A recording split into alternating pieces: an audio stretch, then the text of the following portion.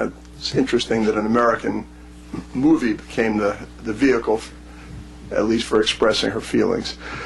In March 1999, NATO launched an air campaign against Serbia, which lasted 11 weeks. Toward the end, it linked up with the KLA UÇK forces, and by early June 1999, Milosevic was ready for peace. The result was UN Security Council Resolution 1244, in which Kosovo remained a part of Serbia, but it became an international protectorate ruled by civilian authorities of the United Nations, UNMIK, it's the acronym, and by KFOR, not exclusively NATO. The Russians were involved at first, the Swedes, other non-NATO powers, but led by NATO, with the United States obviously as the primary power. There have been attempts ever since at self-rule.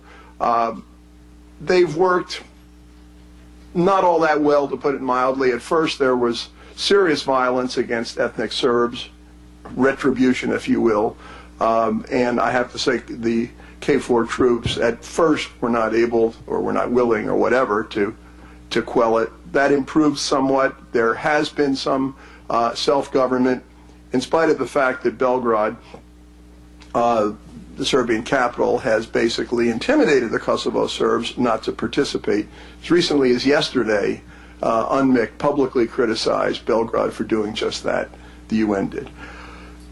Negotiations were launched between Serbia on the one hand, a unity delegation of Kosovo Albanians on the other, and the Western powers and Russia. Basically, after 14 months of rather futile talks, the end result was they couldn't agree. And a UN panel chaired by the former president of Finland, Martti Ahtisaari, came up with a plan. They made the plan public just this past March, not even a year ago, recommending independence for Kosovo with extensive rights for the Kosovo Serbs, security for the Serbs, and privileged relations with Serbia. Belgrade vigorously rejected this. They tried another round of 120 days of negotiations led by this past fall, led by a German diplomat Wolfgang Ischinger. Many of you may remember him as the ambassador to the United States until about a year ago here. And the negotiations, as everyone expected, proved completely futile. They ended in just last month, beginning of December 2007. We can expect in the coming days, and I mean really very soon, an independence declaration by the Kosovars. It will be coordinated with some of the Western powers, with the United States of America certainly, and many of the powers of the European Union. Meanwhile, this coming Sunday in Serbia will be the second round of the presidential election. The Serbian radical parties, ultra-nationalist Tomislav Nikolic, won the first round, or led in the first round, by about 4 percentage points over the current president, Boris Tadic. It's unclear how that vote will go. We can talk about that later. Serbia is threatening a whole list of retaliatory measures if Kosovo declares independence. Russia, meanwhile, is offering its full support to the Serbs. The European Union, which is supposed to have a common foreign and security policy, has been split in this issue. Probably about 20 or 21 of the 27 EU member states are prepared to recognize Kosovo's independence. They will get a unanimous 27 votes, which they need for a mission of the European Union of 1,800 police to be sent down to Kosovo to help KFOR maintain order in what will obviously be a difficult period after the anticipated declaration of independence. There are all sorts of issues of separatism within Kosovo. North of the Ibar River, the Serbs have a majority, although it's not a majority of the Kosovo Serbs in Kosovo and Metohija. the European Union and the United States are adamantly against any sort of partitioning of Kosovo. We have a lot to discuss. So that's my capsule summary, such as it is. Let me turn to our distinguished panel. And I didn't bring my glasses, and this is small print. I'll do my best, folks. I know all three, so I can ad-lib anyway. On my immediate right is Daniel Serwer, whose biography is on page 2. Here it is. He had a distinguished career in the U.S. Foreign Service. He's the vice president for the Center at the Center for Post-Conflict Peace and Stability Operations at the United States Institute of Peace. And they really have been active in attempting to help the peace process in Kosovo. I will parenthetically say that in the summer of, was it 2000 or 99, you held the conference out at Early House. I know I was the 99, 2000. No, 2000. Early House 2000. Yeah. Right. Well, anyway, they have really tried hard with a lot of talented people to bring together the Kosovo Serbs and the Kosovo Albanians. Well, I could read all this. Suffice it to say, these folks are all extremely distinguished. How do I summarize backgrounds like this?